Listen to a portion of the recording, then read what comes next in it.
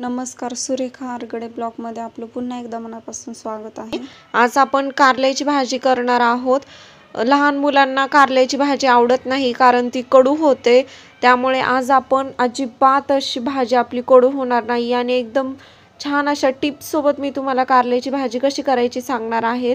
डब्यासाठी मस्त अशी रेसिपी आहे, अगदी झटपट आणि लवकर तयार होते किंवा मग तुम्ही रात्रीच्या जेवणामध्ये पण खाऊ शकता। अशी लतपती छान अशी भाजी होते, तर्रीदार भाजी झालेली आहे आपली आणि अजिबात कडू होत नाही। अगदी लहान मुले सुद्धा आवडीने कारल्याची भाजी खाऊ शकतात कारण कारल्याची भाजी आपल्या हेल्थसाठी खूप चांगली असते, त्यामुळे लहान मुलांना शक्यतो आपण कारल्याची भाजी देणं खूप महत्त्वाचं असतं। त्यामुळे आज मी तुम्हाला ही रेसिपी सांगणार आहे।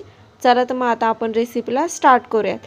तर सगळ्यात पहिल्यांदा आपण अर्धा किलो कारले घेतलेले आहेत। हे आपण पांढरे कारले घेतलेले आहेत, ते हिरवे कारले घेतलेले नाही आहेत। हिरवे कारले जास्त कडू असतात आणि आम्हाला हे कारले आवडतात, त्याच्यामुळं आम्ही हेच कारले घेतलेले आहेत।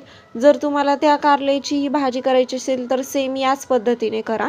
सगळ्यात पहिल्यांदा आपण वांग्यासारखे कारले कट करून घेणार आहोत। एका कारल्याचे 4 भाग केलेले आहेत आणि ते 4ही भाग मधून 2 लाईन अशा कट करून घेतलेल्या आहेत। त्यामधल्या बिया आपण काढून घेणार आहोत।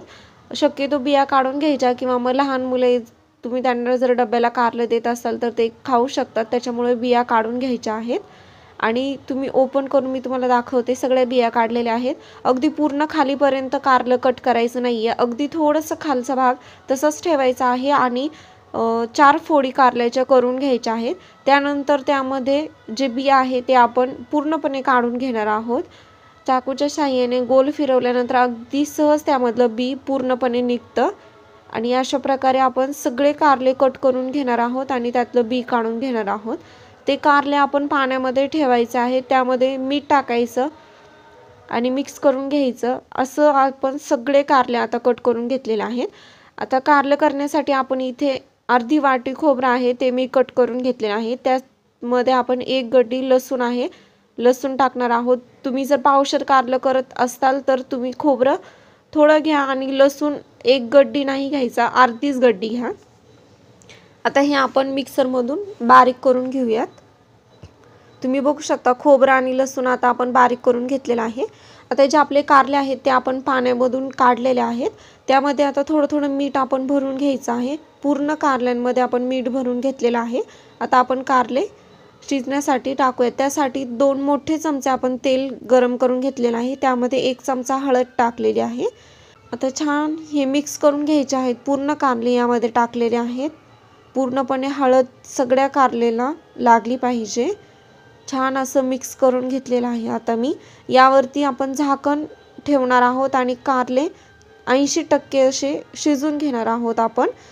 अगदी थोड्या थोड्या मिनिटानंतर आपण चेक करत राहायचे आहेत कारले।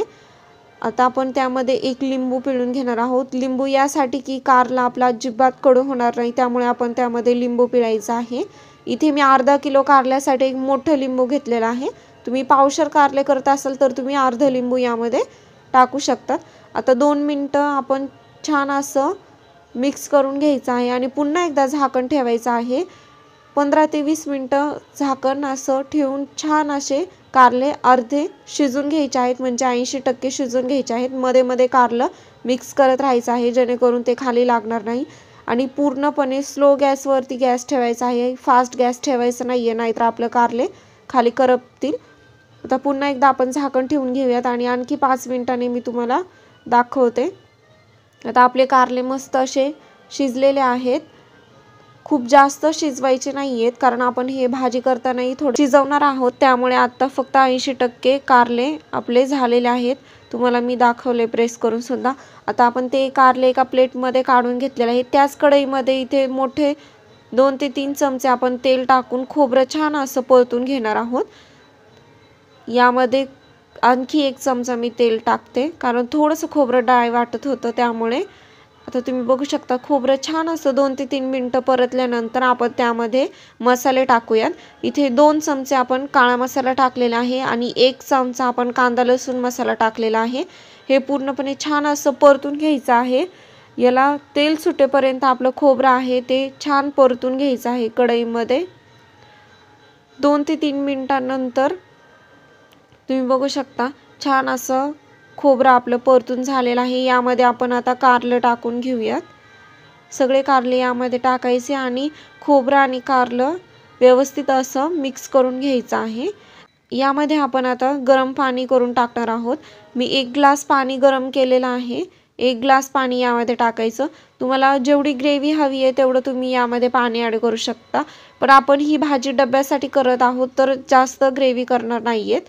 आता आपण याला एक उकळी काढून घेतल्यानंतर यामध्ये आपण शेंगदाण्याचं कूट टाकूयात. अगदी 3 चमचे आपण फक्त शेंगदाण्याचं कूट टाकलेलं आहे. थोडेसे शेंगदाणे भाजून हे मिक्सरमधून काढलेले आहेत आणि शेंगदाण्याचं कूट यामध्ये छान असं मिक्स करून घ्यायचा. आणि तुम्ही बघू शकता मस्त असं तेल आलेलं आहे भाजीला. आता यावरती आपण झाकण ठेवून अगदी 5 मिनिटं भाजी छान अशी मस्त स्लो गॅसवरती शिजवून घेणार आहोत. 5 मिनिटानंतर तुम्ही बघू शकता मस्त भाजी आपली उकळी आलेली आहे, तरीही छान आलेली आहे. आता भाजी एकदा मिक्स करून घ्यायची आहे छान पूर्णपणे. तुम्ही बघू शकता अगदी छान असं कारलंही आपलं शिजलेलं आहे मस्तच. आता यामध्ये आपण बारीक चिरलेली कोथिंबीर आणि चवीनुसार मीठ टाकून घेऊया. आपण आधीही कारल्यामध्ये मीठ भरलेलं होतं, त्यामुळे तुम्ही जेवढं तुम्हाला मीठ हवं आहे तेवढं तुम्ही यामध्ये मीठ टाका, जास्त मीठ टाकू नका. आता व्यवस्थित छान असं मिक्स करून घ्यायचं आहे पूर्ण कारलं आणि मी तुम्हाला कारलं सर्व करून दाखवते.